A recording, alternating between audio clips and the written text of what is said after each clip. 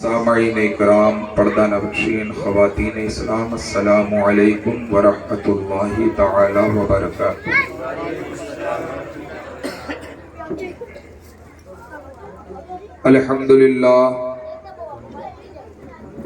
الحمدللہ رب العالمین، والصلاة والسلام علی سید الانبیاء والمرسلین وعلى آلہ واصحابہ اجمعین، اما بعد فقد قال اللہ تبارک و تعالی فی القرآن المجید والفرقان الحمید۔ فاعوذ باللہ من الشیطان الرجیم، بسم اللہ الرحمن الرحیم۔ وَتَرَى الشَّمْسَ إِذَا طَلَعَتْ تَزَاوَرُ عَنْ كَهْفِهِمْ ذَاتَ الْيَمِينِ وَإِذَا غَرَبَتْ تَقْرِضُهُمْ ذَاتَ الشِّمَالِ فَهُمْ فِي فَجْوَةٍ مِّنْهُ ذَلِكَ مِنْ آيَاتِ اللَّهِ۔ آمنت باللہ صدق اللہ العظیم وبلغنا رسوله النبی الامین المتین الکریم ونحن على ذلك لمن الشاہدین والشاکرین والحمد للہ رب العالمین۔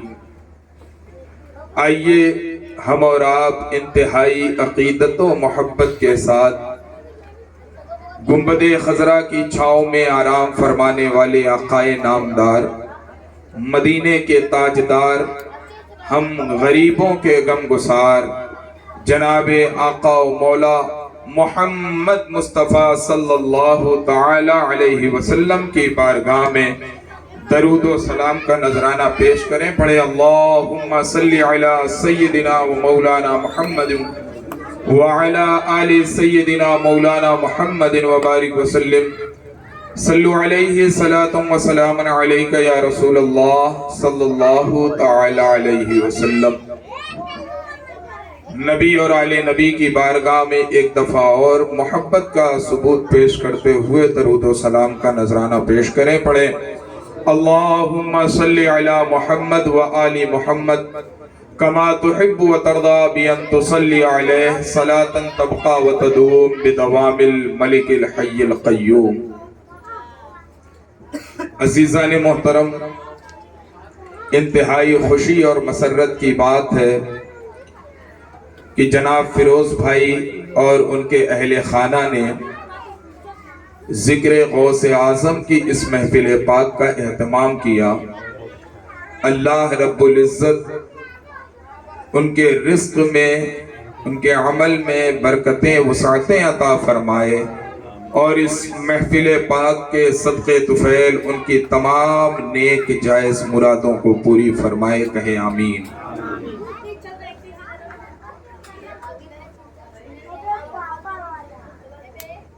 حضرات،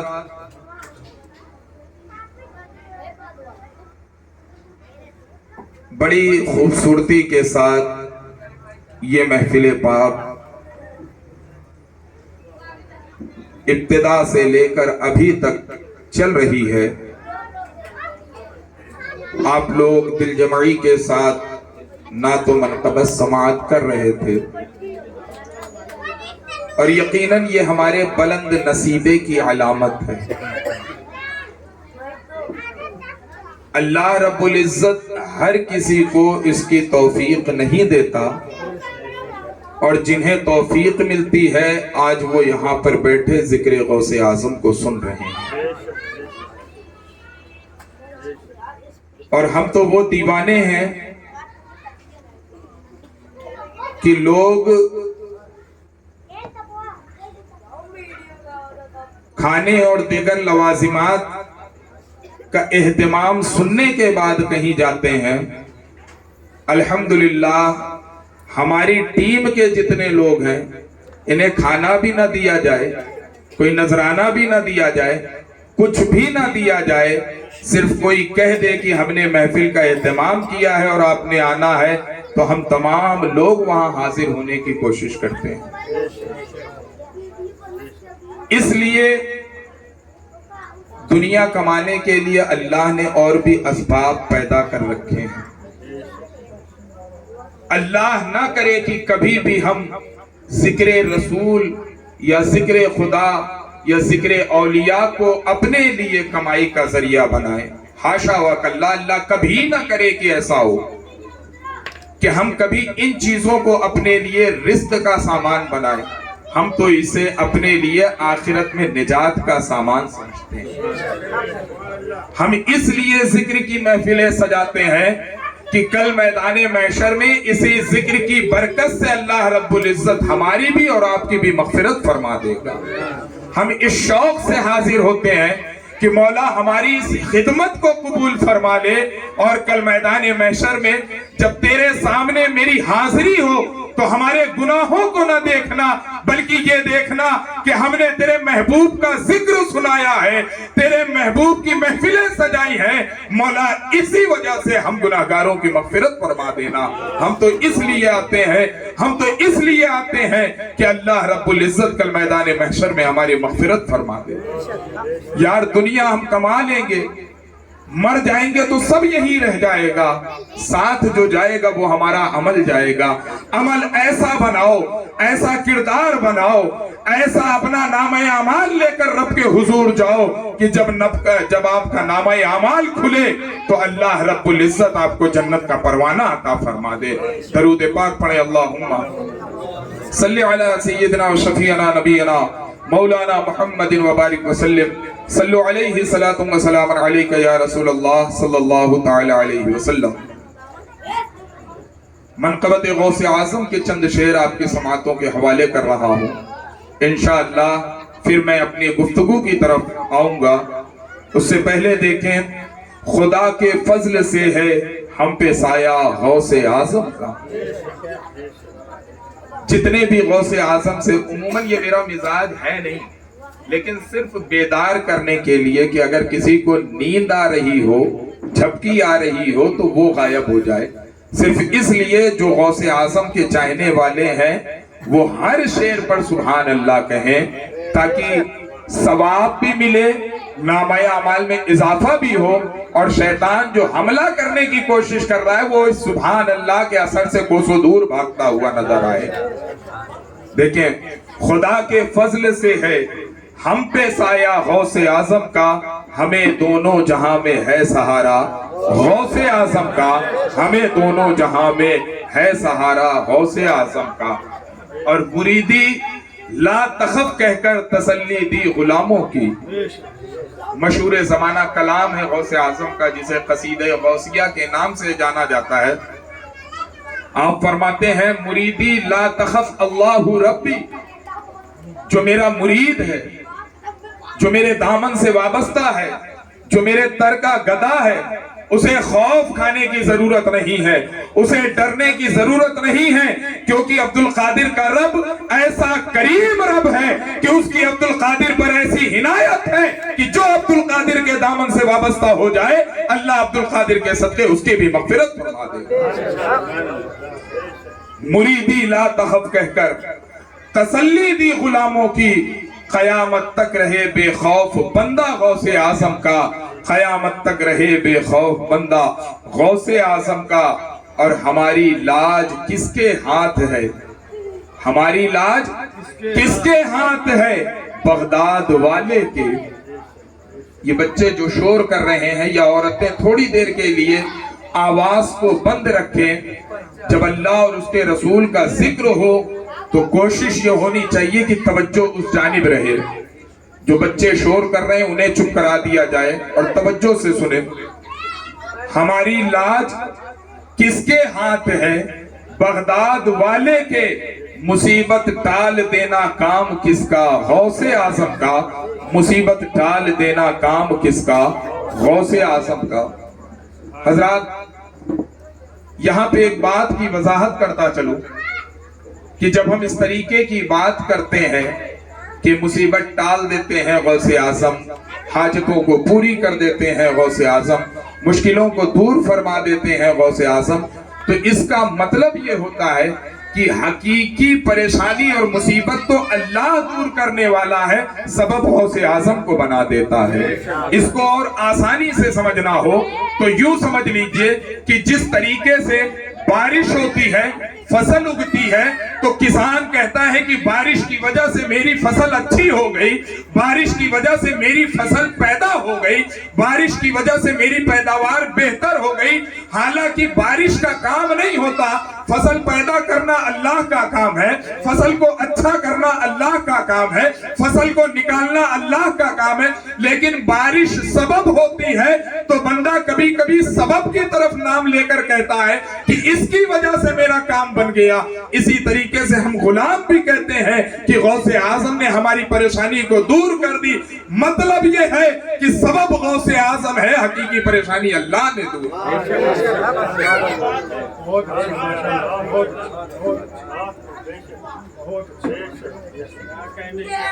ये ऐसी बात है कि जो हर जबान ज़दे आम है। आपको पेट में दर्द हो जाए, दवा लेकर आए, दवा खाएं, आराम हो जाए। कोई पूछेगा कि आपको शिफा कैसे मिली, कोई नहीं कहता। शायद कोई हो जो कह दे कि अल्लाह ने शिफा दी, वरना हर आदमी कहता है इंट्रोक्योनाल खा लिया था पेट सही हो गया, या फला डॉक्टर की दवा खाई थी सही हो गया। न डॉक्टर शाफी है, न दवा शाफी है, दोनों सबब हैं। शिफा देने का काम अल्लाह है, लेकिन अगर सबब की तरफ निस्बत कर दी जाए तो यह शिर्क नहीं होता है, बल्कि अल्लाह ने जो तरीका बताया है बंदा उस तरीके पर अमल कर। शायर कहता है हमारी लाज किसके हाथ है, बगदाद वाले के मुसीबत टाल देना काम किसका, गौसे आजम का मुसीबत टाल देना काम किसका, गौसे आजम का। ये तो मैंने आपके अकीदे के दुरुस्तगी के लिए बात की है, वरना मेरा तो अकीदा ये है कि अल्लाह ने अपने बंदों को वो कुव्वत अता फरमाई है कि वो जिसकी चाहे उसकी परेशानियों को दूर भी कर। अल्हम्दुलिल्लाह, अल्लाह का फजल है कि कुरान से भी दलील है, हदीस से भी दलील है। अब चूंकि बात आ गई है तो मैं उस दलील को अर्ज करके अब गुफ्तगू को आगे लेकर चलता हूं। आज जब हम ये कहते हैं कि हजरत अली मुश्किल कुशा है, तो लोगों को तकलीफ होती है। हम ये कहते हैं कि गौसे आजम हमारी हाजत को पूरी करते हैं, तो लोगों को परेशानी होती है। मेरे अजीजों, ये तकलीफ और परेशानी कम इल्मी के बायस है। काश कि हमने कुरान पढ़ लिया होता तो हमें पता चल जाता ना अली को मुश्किल कहना शिर्क है, न गौसे आजम को हाजत रवा कहना। क्यों? आओ देखो, हजरत ईसा की वालिदा जिन्हें हजरत मरियम कहा जाता है, दुनिया में सिर्फ 3 शख्सियतें ऐसी हैं जो बगैर माँ बाप के पैदा हुई हैं, या ये कह लें कि बगैर बाप के पैदा हुई है। सबसे पहली शख्सियत का नाम हजरत आदम है, जो इंसान के वालिद कहलाते हैं। इसी वजह से इंसान को आदमी कहा जाता है, हजरत आदम से निस्बत करते हुए। फिर आपकी बीवी हजरत हव्वा है, जिन्हें अल्लाह रब्बुल इज्जत ने हजरत आदम की बाएं पिसली से पैदा किया था। और तीसरी शख्सियत जिसकी पैदाइश में बाप का कोई दखल नहीं है, उसका नाम हजरत ईसा अलैहिस्सलातु वत्तस्लीम है कि अल्लाह रब्बुल इज्जत ने हजरत ईसा को बगैर बाप के पैदा किया है। कुरान मुकद्दस हजरत ईसा के वाक़े को बयान करता है। उठाओ 16 पारा, उठाओ खोलो सूरह मरियम। अल्लाह रब्बुल इज्जत फरमाता है वज़कुर फिल किताब मरियम। आज हम बुजुर्गों का जिक्र करें तो लोग कहते हैं तुम खुदा का जिक्र छोड़ के बुजुर्गों का जिक्र कर रहे हो। अरे कुरान हमें बता रहा है कि अल्लाह बुजुर्गों के जिक्र करने की तालीम दे रहा है। वज़कुर फिल किताब मरियम, कुरान में मरियम के जिक्र को देखो, मरियम का जिक्र करो। कहां कह रहा है? अल्लाह रब्बुल इज्जत अपने महबूब को हुक्म दे रहा है कि ऐ महबूब आप मरियम का जिक्र करें, अपने साथियों को बताएं कि हमारी बंदी मरियम कैसी थी, हजरत ईसा की वालिदा मरियम कैसी थी, उनका कुंवारापन कैसा था। कुरान मुकद्दस इरशाद फरमाता है कि हजरत मरियम जा रही थी, अचानक से एक इंसान उनके सामने जाहिर होता है। जो हजरत जिब्रील थे इंसानी शक्ल में आपके सामने आते हैं। हजरत मरियम फौरन पुकार उठती है, क़ालत इन्नी अऊज़ु बिर्रहमानी मिनका इन कुंता तक़िया। हजरत मरियम कहती है, मैं तुझे रब का वास्ता देती हूँ, तेरे परवरदिगार का वास्ता देती हूँ, खुदा का वास्ता देती हूँ कि अगर तेरे अंदर खुदा का खौफ है, अल्लाह का डर है, अल्लाह की खशियत अगर तेरे अंदर है, तो अगर तू गलत इरादा लेकर कोई बदकारी की नियत से मेरे सामने आया है तो अपने इरादे से बाज आ जा। अजीजान मोहतरम, यहाँ से एक बात ये भी पता चली कि जो बच्चियां पाकबाज होती हैं, जब उनके सामने गैर कोई सामने आ जाता है तो वो लर्जा बरंदाम हो जाती हैं और फौरन दिल से उनके सदा निकलती है कि मौला मेरी इज्जत की हिफाजत फरमाना। हजरत मरियम के सामने जब हजरत जिब्रील आए, मेरे अजीजों जहन में ये बात रखना कि मैं किस पस मंजर में बात कर रहा हूँ। आज लोग कहते हैं खुदा के अलावा कोई कुछ दे नहीं सकता है। मेरे अजीजों, हमारा ये अकीदा है कि अल्लाह अपने बंदों में से जिसे चाहे ये ताकत देता है कि वो बंदों को चीजें अता कर देते हैं। ये जहन में रहे। मैं उस पस मंजर में बात कर रहा हूँ। हजरत मरियम के सामने हजरत जिब्रील इंसानी शक्ल में आते हैं। उससे पहले कभी सामना नहीं हुआ, कभी देखा नहीं। एक अजनबी को अपने सामने देखा। कुरान उसकी तर्जुमानी करते हुए कहता है, मरियम कहती हैं, क़ालत इन्नी अऊज़ु बिर्रहमानी मिनका इन कुंता तक़िया, कि मैं तुझसे अल्लाह की पनाह चाहती हूँ, अगर तेरे अंदर खुदा का खौफ है तो मेरे साथ कोई गलत काम ना करना, मेरे साथ कोई बदकारी ना करना, क्योंकि मैं पाक दामन हूँ।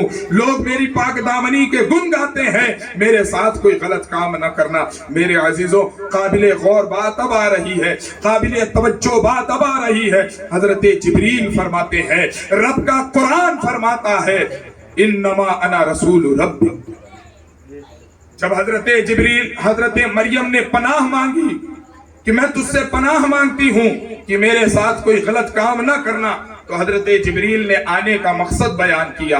वजाहत करते हैं, इन्नमा अना रसूल रब्बिक, ऐ मरियम तुझे डरने की जरूरत नहीं है, तुझे खौफजदा होने की जरूरत नहीं है, तुझे घबराने की जरूरत नहीं है।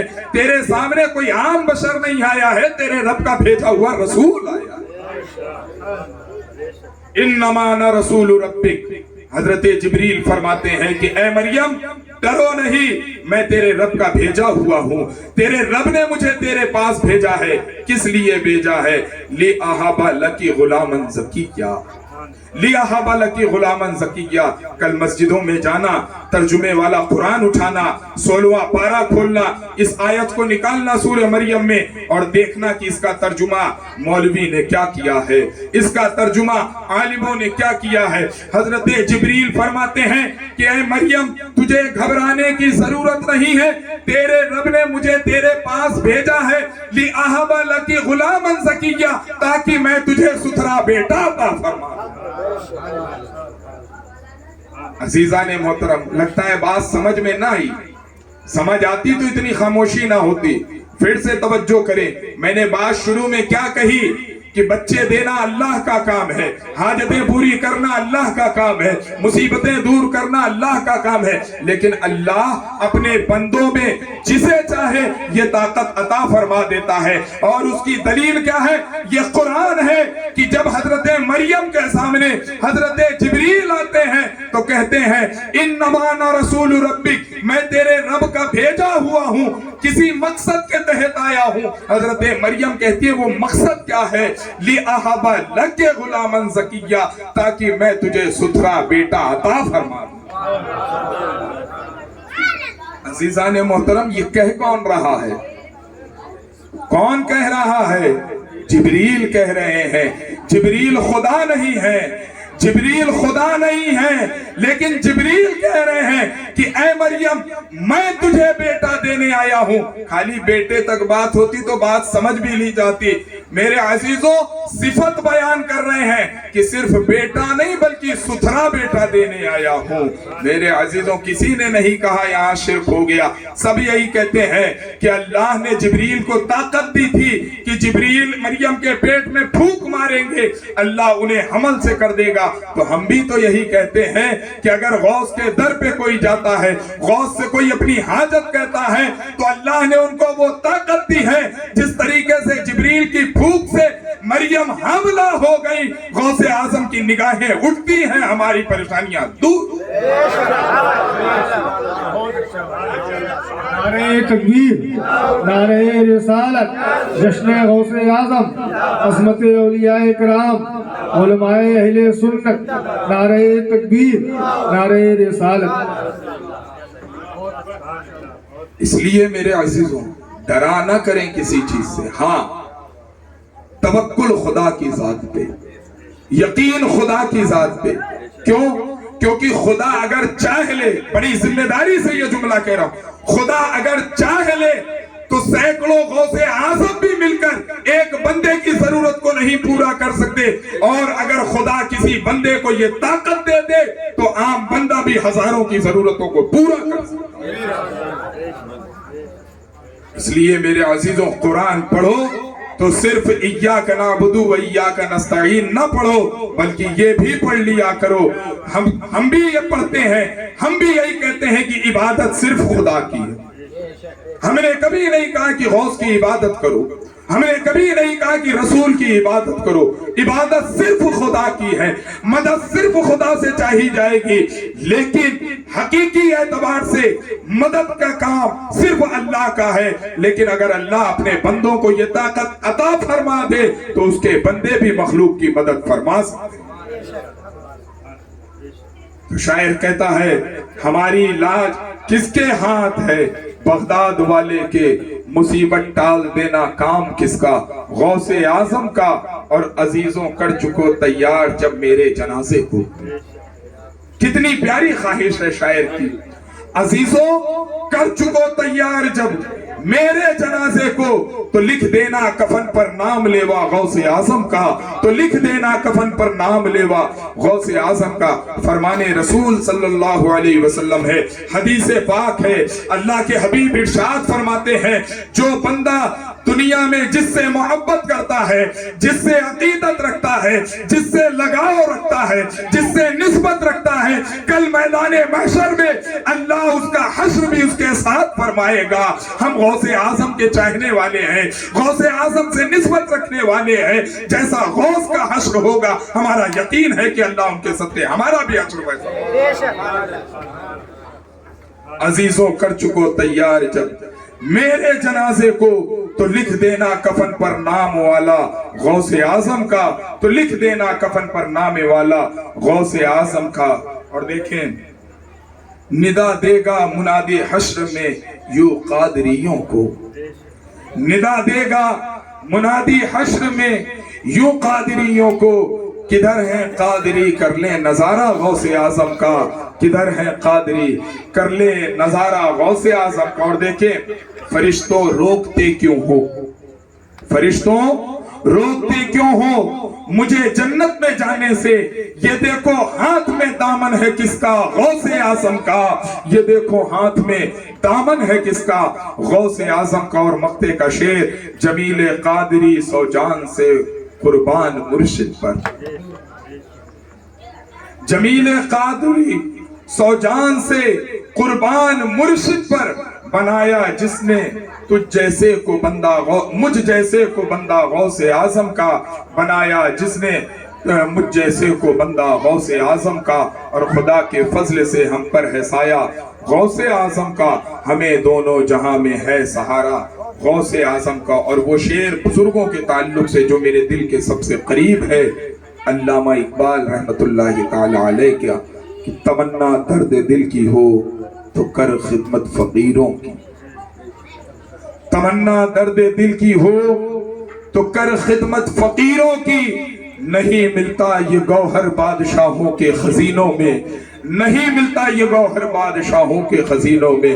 تھوڑا سی وضاحت کر دوں, اللہ نے فقط عبادت کے لیے بندوں کو پیدا نہیں کیا ہے، صرف اس لیے نہیں پیدا کیا ہے کہ اس کی عبادت کی جائے، بلکہ عبادت سے بڑھ کر بھی ایک معاملہ ہے۔ جب تم غوث جیسے لوگوں کی صحبت میں آؤ گے، ان کی مجلسوں میں آؤ گے، تو تمہیں پتا چلے گا کہ عبادت کے اوپر کا معاملہ کیا ہے۔ اللہ فرماتا ہے وَمَا خَلَقْتُ الْجِنَّ وَالْإِنسَ إِلَّا لِيَعْبُدُونَ، کہ ہم نے انسان کو، جنات کو اپنی عبادت کے لیے پیدا کیا ہے۔ لیکن جب صوفیہ اس آیت کو پڑھتے ہیں، جب بزرگان دین اس آیت کو پڑھتے ہیں، تو وہ کہتے ہیں وَمَا خَلَقْتُ الْجِنَّ وَالْإِنسَ إِلَّا لِيَعْبُدُونَ اے لیعرفون، یعنی اللہ نے انسانوں کو اور جناتوں کو اپنی معرفت کے لیے پیدا کیا۔ اور یہ معرفت ایسی شے ہے کہ نہ کیا کہتے ہیں مولوی سے پڑھ کر آ سکتی ہے، نہ کتاب سے پڑھ کر آ سکتی ہے۔ معرفت جب بھی حاصل ہوگی کسی بندے کا غلام بننے کے بعد ہی حاصل ہوگی۔ اسی لیے علامہ اقبال فرماتے ہیں تمنا درد دل کی ہو، وہ کون سا درد ہے؟ اللہ کی معرفت حاصل کرنے کا درد ہے۔ علامہ اقبال فرماتے ہیں اگر یہ درد اپنے دل میں پیدا کرنا چاہتے ہو تو کرنا کیا ہے؟ تمنا درد دل کی ہو تو کر خدمت فقیروں کی، نہیں ملتا یہ گوہر بادشاہوں کے خزینوں میں، نہیں ملتا یہ گوہر بادشاہوں کے خزینوں میں۔ بادشاہ آپ کو دنیاوی خزانہ دے سکتا ہے، آپ کو مال و دولت دے سکتا ہے، زمین جائیداد دے سکتا ہے، لیکن اللہ کی معرفت کبھی آپ بادشاہ کے ذریعے سے حاصل نہیں کر سکتے۔ اگر اللہ کی معرفت حاصل ہوگی تو کسی اللہ والے کے در سے ہی حاصل۔ تمنا درد دل کی ہو تو کر خدمت فقیروں کی، نہیں ملتا یہ گوہر بادشاہوں کے خزینوں میں، نہیں ملتا یہ گوہر بادشاہوں کے خزینوں میں۔ اور عزیزان محترم آگے ارشاد درود پاک پڑھیں گے۔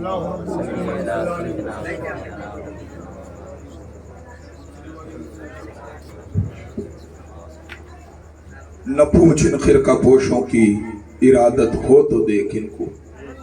خرقہ پوش جانتے ہیں وہ لوگ جو اللہ کی یاد میں ایسے خود رفتہ ہوتے ہیں، ایسے وارفتہ ہوتے ہیں کہ انہیں نہ کھانے کا پتہ ہوتا ہے نہ پہننے کا پتہ ہوتا ہے۔ حالت ان کی کیا ہوتی ہے؟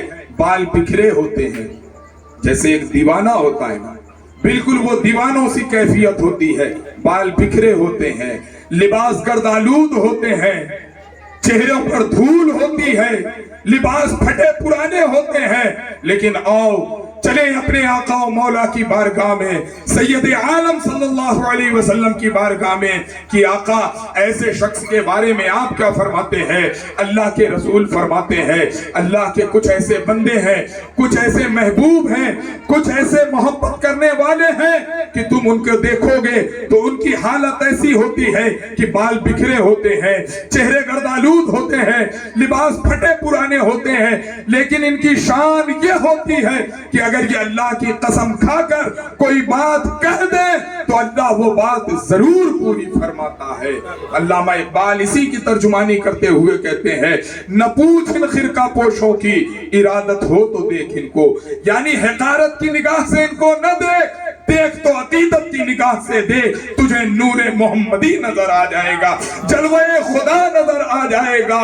نہ پوچھ ان خرقہ پوشوں کی ارادت ہو تو دیکھ ان کو، یدے بیضا لیے بیٹھے ہیں اپنی آستینوں میں، یدے بیضا لیے بیٹھے ہیں اپنی آستینوں میں، اور نگاہ ولی میں وہ تاثیر دیکھی، نگاہ ولی میں وہ تاثیر دیکھی، بدلتی ہزاروں کی تقدیر دیکھی، بدلتی ہزاروں کی تقدیر دیکھی۔ عزیزان محترم آئیں اب میں اپنے گفتگو کی طرف آتا ہوں۔ خطبہ مسنونہ کے بعد میں نے جس آیت کریمہ کی تلاوت کا شرف حاصل کیا، رب تبارک و تعالی ارشاد فرماتا ہے وَتَرَى الشَّمْسَ إِذَا طَلَعَتْ تَزَاوَرُ عَنْ كَهْفِهِمْ ذَاتَ الْيَمِينِ وَإِذَا غَرَبَتْ تَقْرِضُهُمْ ذَاتَ الشِّمَالِ فَهُمْ فِي فَجْوَةٍ مِّنْ ذَلِكَ مِنْ آیَاتِ اللَّهِ۔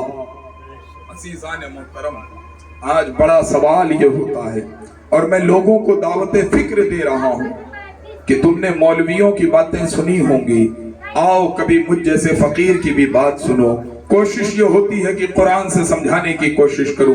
कुरान तो हर कोई मानता है। हम अपने बुजुर्गों की किताब पढ़ते हैं, अगला कहता है कि मैं इस बुजुर्ग को नहीं मानता, उसकी बात क्या मानूंगा।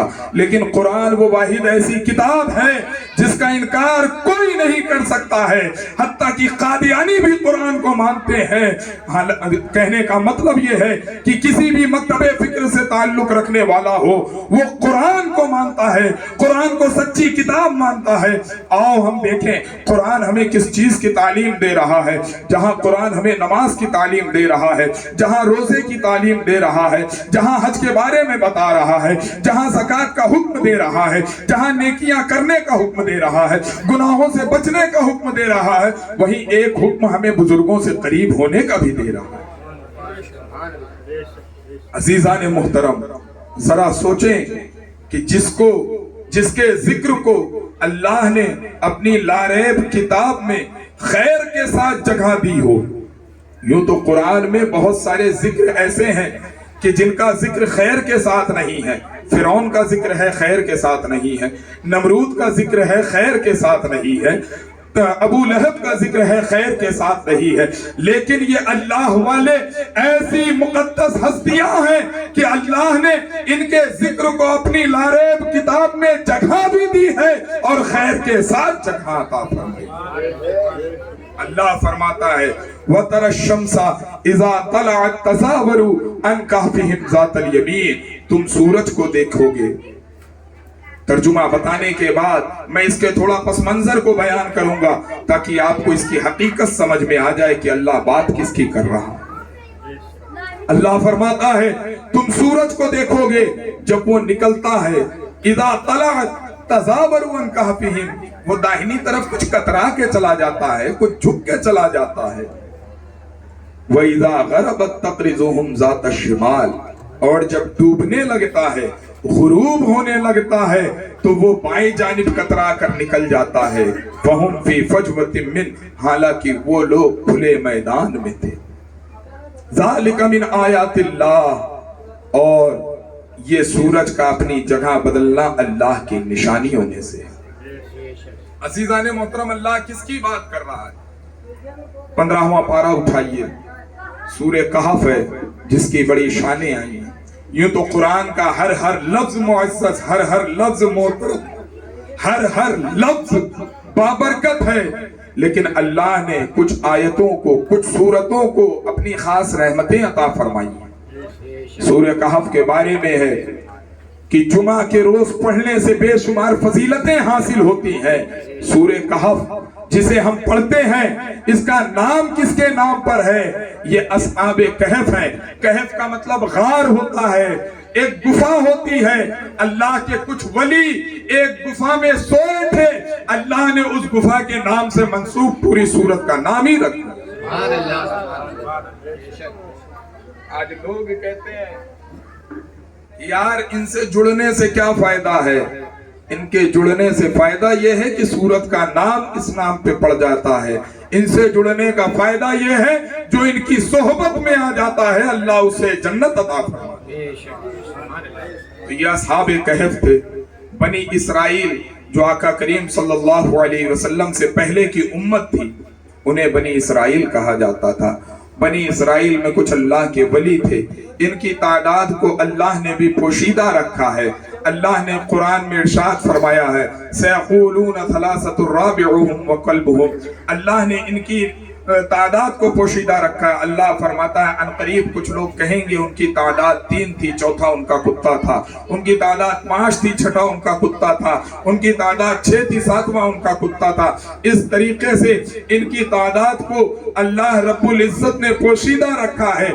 हकीकी एतबार से उनकी तादाद कोई नहीं जानता कि ये कितने बुजुर्ग थे। हाँ, कुरान की रूह से 5 थे या 6 थे और उनके साथ एक हजरत चरवाहे थे। ये कुल तादाद जो अक्सर कौल किया गया है वो यही है कि अस्हाबे कहफ की तादाद कुल कितनी थी? 7 तादाद थी। یہ وہ لوگ تھے جو اللہ کی عبادت کرتے تھے. اللہ والوں کا شیوا ہی یہی ہے. قرآن میں اللہ فرماتا ہے کہ یہ تو صبح و شام میری عبادت کرتے ہیں. یہ اللہ والے تھے, اللہ کی عبادت کرتے تھے. ان کے زمانے میں ایک ظالم بادشاہ آیا.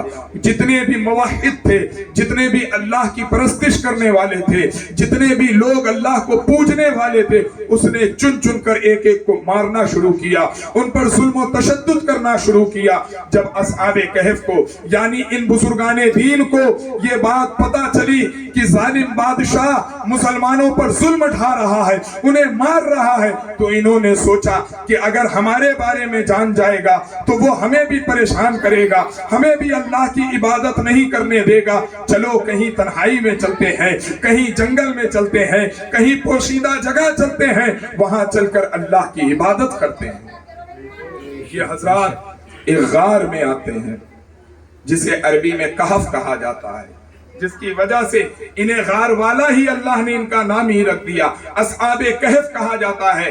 یعنی غار والے اس غار میں آتے ہیں کہ ہم اس میں چھپ کر اللہ کی عبادت کر سکیں گے, وہ ہمیں کوئی تکلیف نہ دے سکے گا, ہماری عبادت میں کوئی خلل نہ ڈال سکے گا. ہم یہاں یکسوئی کے ساتھ, دل جمعی کے ساتھ, دل لگی کے ساتھ اللہ کی عبادت کر سکتے ہیں. میرے عزیزوں, اللہ کا کرنا دیکھیں, اللہ کی شان دیکھیں. جب یہ اصحاب کہف اس غار میں آتے ہیں تو ان کے ساتھ ساتھ ایک کتا بھی ان کے پیچھے پیچھے چلا آتا ہے. توجہ ہے آپ لوگوں کی؟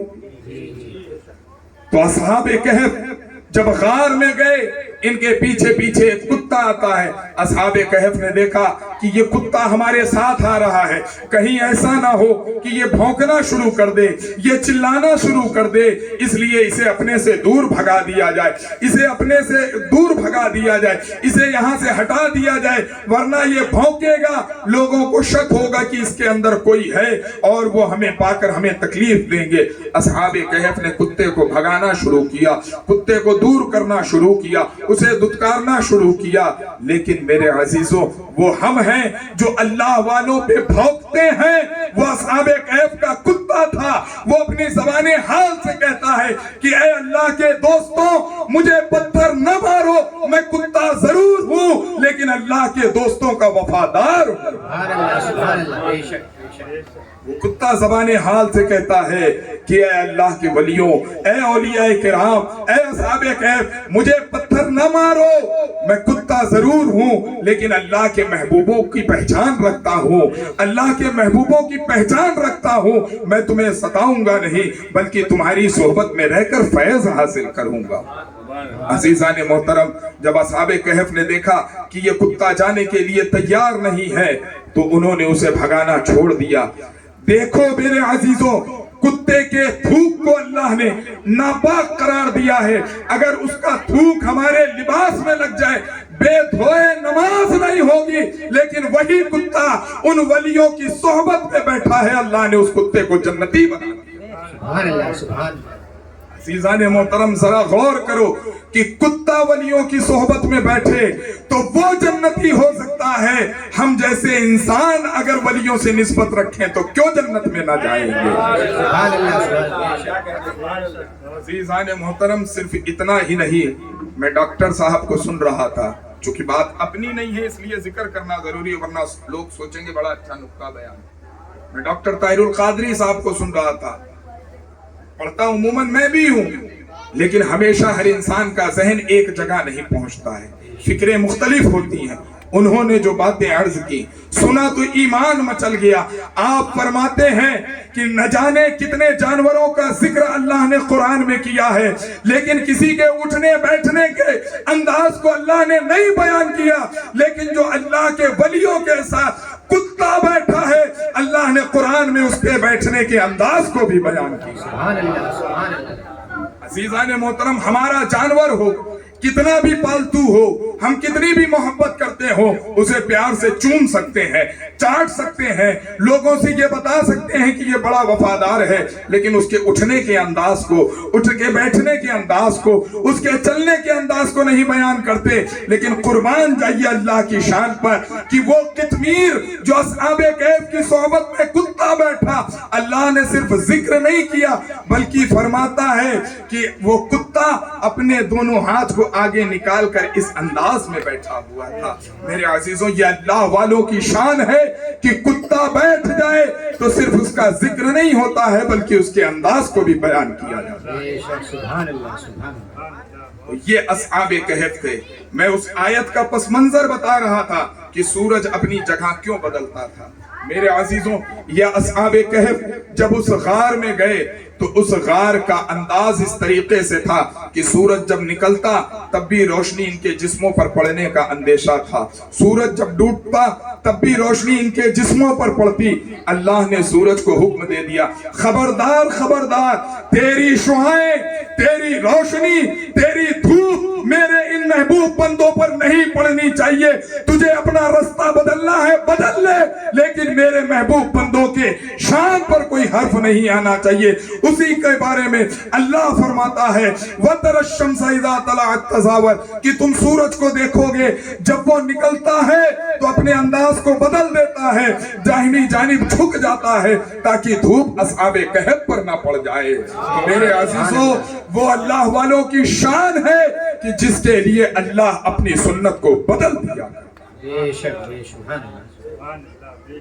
अब आगे आए, कुरान मुक़द्दस देखें, सूरह यासीन में अल्लाह फरमाता है वश्शम्सु तजरी लिमुस्तक़र्रिन लहा, हमने सूरज के लिए एक रास्ता बना दिया है, वो उसी रास्ते पर चलता है, उससे दाएं बाएं नहीं होता, ऊंचा नीचा नहीं होता है। हमने जिस दिन, जिस रात, जिस मौसम, जिस महीने के लिए सूरज का जो रास्ता मुकर्रर कर दिया है वो इसी रास्ते पर चलता है, किसी के कहने से वो अपना रास्ता नहीं बदलता।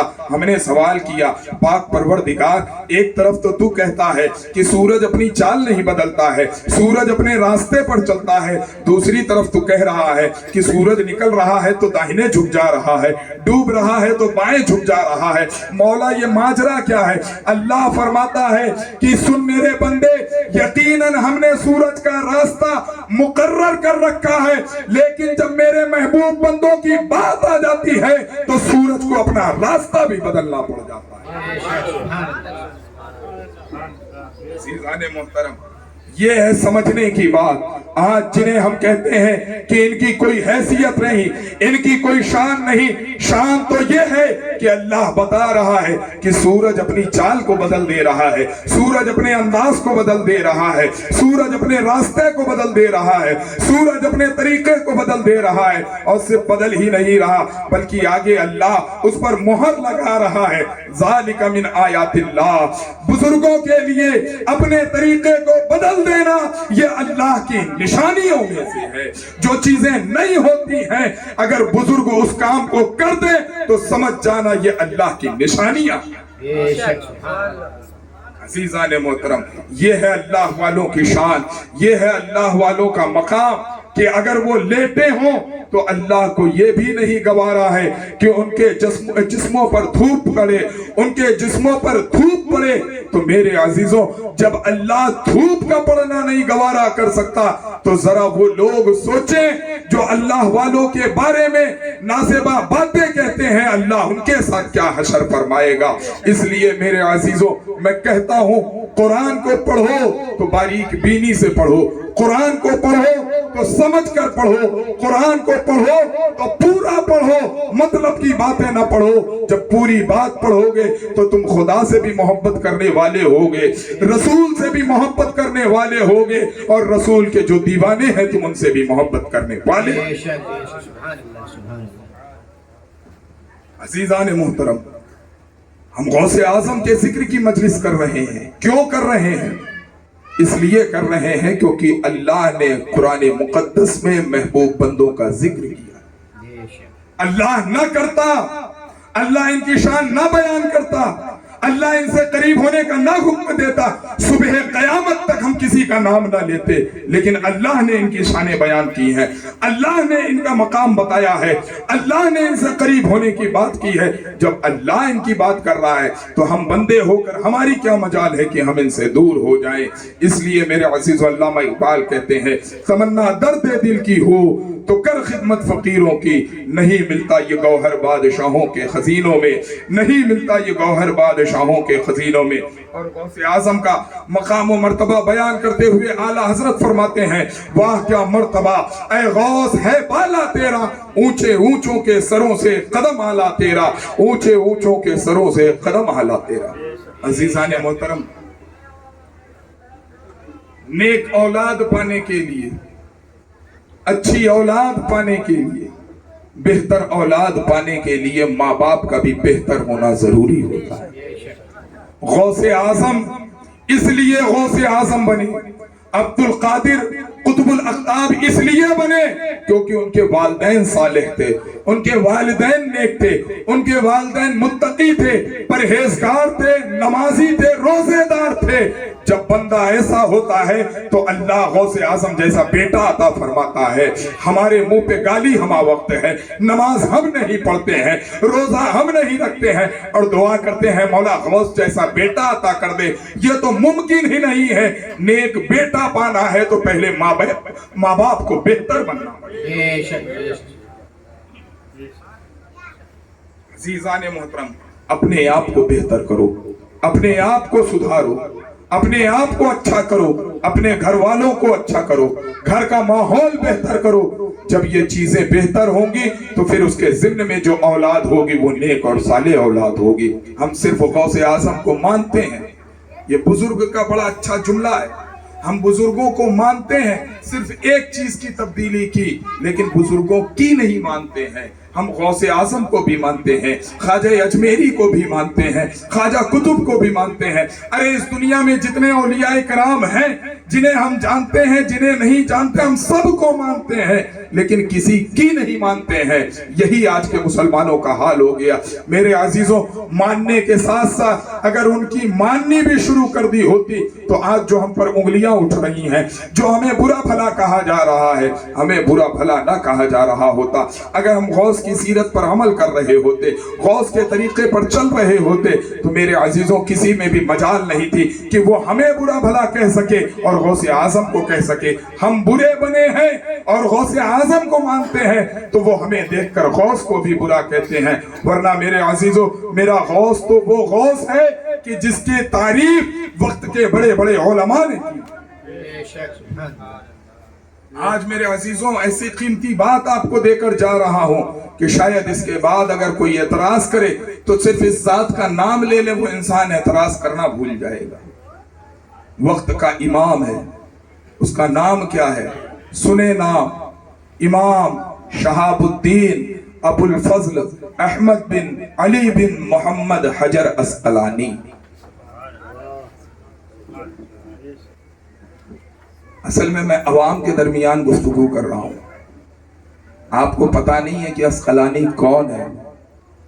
اگر یہی گفتگو میں کسی اہل علم کے درمیان کر رہا ہوتا، کسی حدیث کے طالب علم کے درمیان یہ گفتگو ہوتی تو پھر اسے پتا چلتا کہ حجر عسقلانی کس شخصیت کا نام ہے۔ آپ نے تو سنا کہ کوئی لمبے چوڑے القاب والا مولوی ہوگا، نہیں میرے عزیزوں، حجر عسقلانی اس ذات کا نام ہے کہ جب وہ بات کرتا ہے تو وقت کے بڑے بڑے مولویوں کی منڈی جھکی کی جھکی رہ جاتی ہے۔ اس ذات کا نام ہے علامہ ابن حجر عسقلانی۔ آج میرے عزیزوں تم شور مچاتے ہو، دنیا کا ہر انسان جو حدیث پڑھتا ہے وہ حدیث میں علامہ ابن حجر عسقلانی کا محتاج ہے۔ اور آج نہیں، حجر عسقلانی کا انتقال 862 ہجری میں ہوا ہے۔ علامہ ابن حجر عسقلانی نے اپنی زندگی میں ہی ایک کتاب لکھی ہے اور اس کا نام رکھا ہے غدۃ الناظر فی ترجمۃ الشیخ عبد القادر جیلانی۔ آج ہم رولا ڈالتے ہیں، جھگڑا لڑاتے ہیں کہ غوث اعظم کی کوئی شان نہیں۔ ارے تمہارے بابا علامہ ابن حجر نے تو پوری کتاب شیخ عبد القادر جیلانی کے شان میں لکھ گئے۔ عزیزان محترم، غبطۃ الناظر مطلب کیا ہے؟ غبطہ یہ عربی کا لفظ ہے جس کا معنی ہوتا ہے رشک کرنا، ناظر دیکھنے والے، ترجمہ یہ عربی کا لفظ ہے ترجمہ جس کا مطلب ہوتا ہے تعارف، انٹروڈکشن۔ ہم تو سمجھتے ہیں ترجمہ یعنی ٹرانسلیشن سمجھتے ہیں، نہیں، عربی میں جب ترجمہ کا لفظ استعمال ہو تو اس کا مطلب ہوتا ہے تعارف، انٹروڈکشن۔ یعنی اس کتاب کے نام کا مطلب ہی یہ ہے کہ علامہ حجر عسقلانی نے غوث اعظم کا ایسا انٹروڈکشن دیا ہے کہ ہر دیکھنے والے کی آنکھیں رشک کرتے ہوئے نظر آئیں۔ سبحان اللہ، سبحان اللہ۔ ہم کسی مولوی کی بات کرتے ہیں تو تم کہتے ہو مولوی کی نہیں مانتے، اگر یہ حجر عسقلانی کے بارے میں کہہ دو تو تمہارا حدیث ماننا پھر وبال ہو جائے گا، کیونکہ جس حدیث کے بارے میں حجر عسقلانی کہہ دیں یہ صحیح ہے تو پھر کسی عالم میں یہ گنجائش نہیں ہے، مجال نہیں ہے کہ وہ کہہ سکے کہ نہیں حجر عسقلانی نے یہاں خطا کی ہے۔ یہ اس پائے کا عالم ہے۔ علامہ ابن حجر عسقلانی نے تو پوری شیخ عبد القادر جیلانی کی تعریف میں کتابیں لکھی، اور اس کتاب کا میں ایک واقعہ صرف بیان کرتا ہوں۔ عموماً میرا مزاج کرامات بیان کرنے کا نہیں ہے، بات سمجھ رہے ہیں؟ اگر نیند آ رہی ہو تو ہاتھ اٹھا دیں، یہیں پہ دعا پڑھ دیں۔ نیند آ رہی ہے؟ درود پاک پڑھیں، اللہم صلی علی سیدنا محمد وعلی آل سیدنا مولانا محمد وبارک وسلم، صلی علیہ الصلوۃ والسلام علیک یا رسول اللہ صلی اللہ علیہ وسلم۔ عزیزان محترم، آج ہمارا جو مزاج بن گیا ہے، ہم نے بزرگوں کی سیرت سے زیادہ ان کی کرامات کو بیان کرنا شروع کر دیا۔ حقیقت ہے کہ نہیں ہے؟ اگر سچ کہوں تو میری بات کی تائید کریے گا، جھوٹ بولوں تو اختلاف رائے کا حق آپ کو، لیکن ہم نے جو دیکھا ہے، ہم نے جو جانا ہے، آج ہمارا مزاج یہی بن گیا ہے، ہم جس بزرگ کی بھی زندگی اٹھاتے ہیں صرف کرامات بیان کرنا شروع کر دیتے ہیں کہ یہ ایسا کرتے تھے، یہ ویسا کرتے تھے، یہ یہاں اڑ کر جاتے تھے، یہ یہاں پانی میں چلتے تھے، انہوں نے اتنے لوگوں کو زندہ کر دیا۔ میرے عزیزو، کرامات فائدہ نہیں دیتی ہیں، بزرگان دین کی سیرت اور ان کی ریاست ہمیں فائدہ دیتی ہے۔ بے شک، بے شک، سبحان اللہ۔ لیکن میں یہ بات صرف اس لیے کر رہا ہوں، پہلے قرآن سے دلیل دے کر میں اپنی بات کی طرف آؤں گا کہ آج لوگ جب ہم کرامات ذکر کرتے ہیں نا تو اس کا ہنسی اور مذاق اڑاتے ہیں۔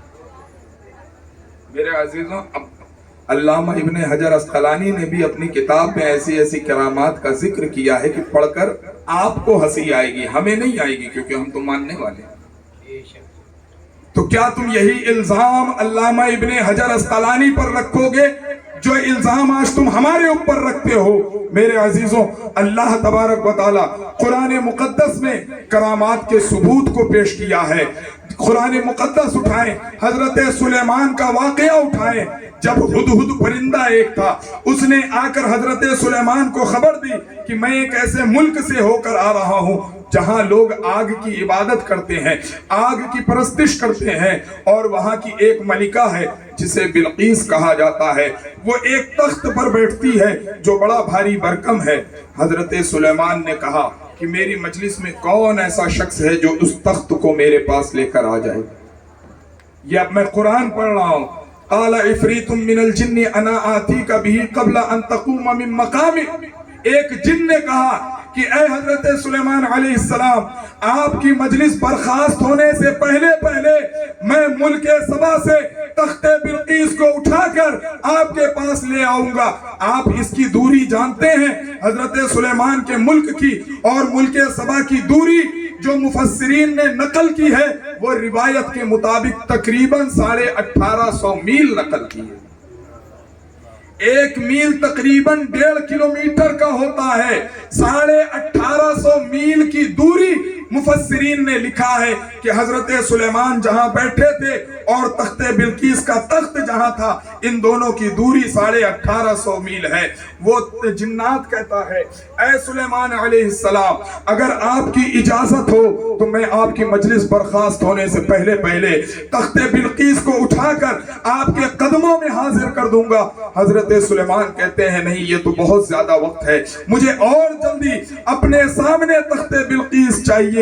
اللہ کا قرآن فرماتا ہے قال الذی عندہ علم من الکتاب انا آتیک بہ قبل ان یرتد الیک طرفک. ایک علم والے نے کہا, ایک اللہ کے ولی نے کہا جسے عاصب بن برخیا کہا جاتا ہے, وہ کہتے ہیں اے سلیمان علیہ السلام, اے اللہ کے نبی, میں اس تخت کو پلک جھپکتے ہی آپ کے سامنے لا کر حاضر کر دوں گا. عزیزان محترم, دوری کتنی بتائی میں نے؟ 1850 میل. اور وہ تخت بھی کوئی ہلکا پھلکا نہیں کہ ایک آدمی اٹھا لے. خود اندازہ لگائیں کہ بادشاہ کے تخت کا عالم کیا ہوتا ہے. بھاری بھرکم تخت, کئی ٹن وزنی تخت. اس تخت کو حضرت عاصب بن برخیا جو حضرت سلیمان کی امت کے ولی ہیں, اللہ کے دوست ہیں, وہ کہہ رہے ہیں کہ پلک جھپکنے سے پہلے میں اسے آپ کے سامنے حاضر کر دوں گا. اور صرف کہا ہی نہیں ہے بلکہ پلک جھپکنے سے پہلے اس تخت کو لا کر حاضر کر دوں گا. حضرت سلیمان نے اعتراض نہیں کیا. حضرت سلیمان نے یہ نہیں کہا عاصب بن برخیا کے قول پر کہ تم کیسے یہ کام کر سکتے ہو, بھائی سینکڑوں میل دور سے لانا ہے, یہ کسی بشر کے بس کی بات نہیں. نہیں, حضرت سلیمان اللہ کے نبی تھے. انہیں پتا تھا کہ جس طریقے سے اللہ نے مجھے نبوت سے سرفراز کیا ہے, دنیا کی حکمرانی مجھے عطا فرمائی ہے, اسی طریقے سے اللہ جسے چاہے جیسی چاہے قوت عطا فرما سکتا ہے. عاصب بن برخیا اللہ کے ولی ہیں, اللہ کے محبوب ہیں. اگر وہ کہہ رہے ہیں کہ پلک جھپکتے میں تخت لا سکتا ہوں, تو یقیناً وہ لا سکتے ہیں, اور لا کر حاضر کیا ہے.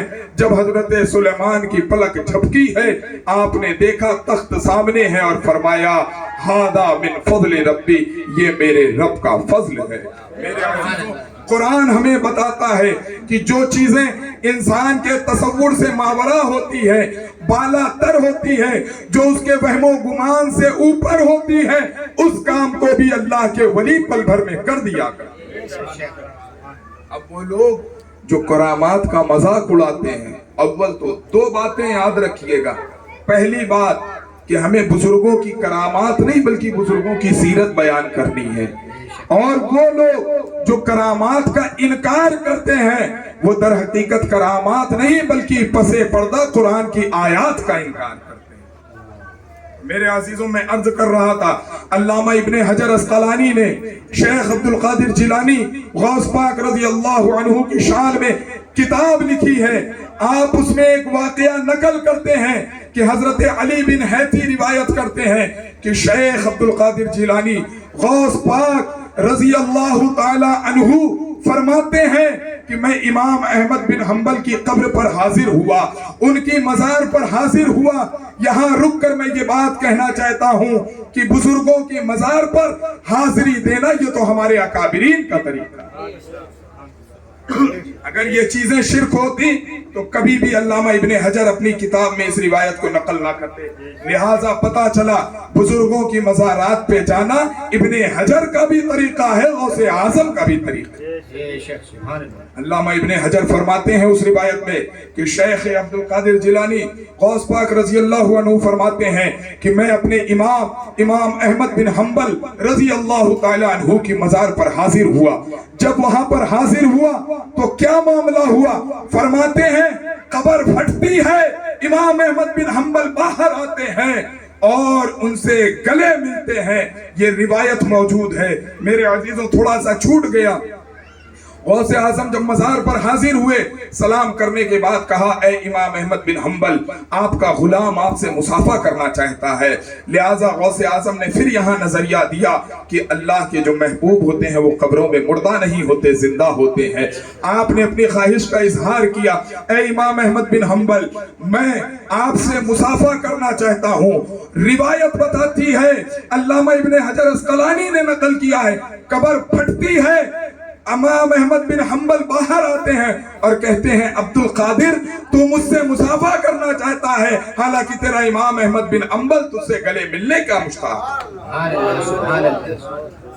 عزیزان محترم, امام احمد بن حنبل نے غوث اعظم کو گلے سے لگایا، اور صرف گلے سے ہی نہیں بلکہ روایت میں ہے کہ آپ قبر کی طرف جھکے، اس میں سے جبہ نکالا اور جبہ نکال کر غوث اعظم کو پہنایا ہے، اور پہنا کر فرمایا کہ اے غوث اعظم، میں بڑا پریشان تھا کہ امام اعظم ہم سے سبقت لے گئے، شافعی ہم سے سبقت لے گئے، امام مالک سبقت لے گئے، مولا میرا کیا بنے گا؟ میرے پروردگار نے کہا احمد بن حنبل گھبرانا نہیں، تیرا ایک ایسا غلام ہے جو تیری بارگاہ میں آئے گا، جو بھی شریعت کا محتاج ہوگا، طریقت کا محتاج ہوگا، اللہ اسے عبد القادر کے ذریعے سے سیرابی عطا فرمائے۔ اے عبد القادر جیلانی، مجھے ناز ہے کہ اللہ نے تجھ جیسے بندے کو میری غلامی میں لیا ہے۔ میرے عزیزوں، اس واقعے کو بتانے کا مقصد یہ ہے کہ وہ لوگ جو کتابوں کا، جو بزرگوں کی کرامت کا انکار کرتے ہیں، یہ کرامت کسی عام انسان نے نہیں بلکہ وقت کے محدث، ناقد، مفسر، مجتہد اس نے لکھا ہے، جسے دنیا علامہ ابن حجر عسقلانی کے نام سے جانتی ہے۔ اس لیے میرے عزیزوں، اپنے عقیدوں کو مضبوط کرو۔ میں نے کہا بزرگان دین سے قریب ہو، یقین خدا کی ذات پہ رکھو، جب یہ معاملہ ہوگا تو اللہ رب العزت آپ کی دنیا کو بھی سنوار دے گا، آپ کی آخرت کو بھی سنوار دے گا۔ شرط یہ ہے، بات یہ ہے کہ اس طریقے سے بزرگوں کو مانو جیسا اللہ نے ماننے کا حکم دیا ہے۔ میرے عزیزوں، آج ہم کرامات کے پیچھے پریشان ہیں۔ ہم کسی بزرگ کا تعارف کراتے ہیں تو اس کی کرامت سے تعارف کراتے ہیں، ارے آپ کو پتا ہے فلاں کو بچے نہیں ہو رہے تھے، فلاں بزرگ کے پاس گئی، اس کے بچے ہو گیا۔ میرے عزیزوں، اگر اس کے صدقے بچہ ہوا تو یہ تو کمال اس کا ہے نا، تم نے اس کی زندگی سے کیا سیکھا؟ اس لیے کرامات کو یقین مانو، کرامات کا یقین کرو، لیکن کرامات پر نظر نہ رکھو، نظر ان کی سیرت پر رکھو کہ ان کے معمولات کیا ہے، ان کی عبادات کیا ہے، ان کی ریاضات کیا ہے، ان کا چلنا پھرنا کیسا ہے، ان کا اٹھنا بیٹھنا کیسا ہے، ان کا خدا کے ساتھ تعلق کیسا ہے۔ جب یہ چیزیں ہمارے اندر آئیں گی تو ہم صحیح اعتبار سے اولیاء کرام کے ماننے والے کہلائیں گے۔ اس لیے کہ کرامت سے نجات نہیں ملتی ہے، نجات ملتی ہے ان کی عادت پر عمل کرنے سے ملتی ہے۔ میرے عزیزوں، رب کریم کی بارگاہ میں دعا ہے کہ مولا، کہنے سننے میں کچھ خطا ہوئی ہو، کچھ غلطی ہوئی ہو، کوئی لغزش ہوئی ہو، مولا اپنے حبیب کے طفیل غوث اعظم کے طفیل میری لغزش کو، میری خطاؤں کو معاف فرما، اور ہم سبوں کو اللہ کے رسول اور اللہ کے محبوب بندے اولیاء کرام سے سچی اور پکی محبت کرنے کی توفیق رفیق عطا فرمائے۔ استغفر اللہ ربی من کل ذنب واتوب الیہ، وآخر دعوانا الحمدللہ رب العالمین۔ جو حضرات سلام کے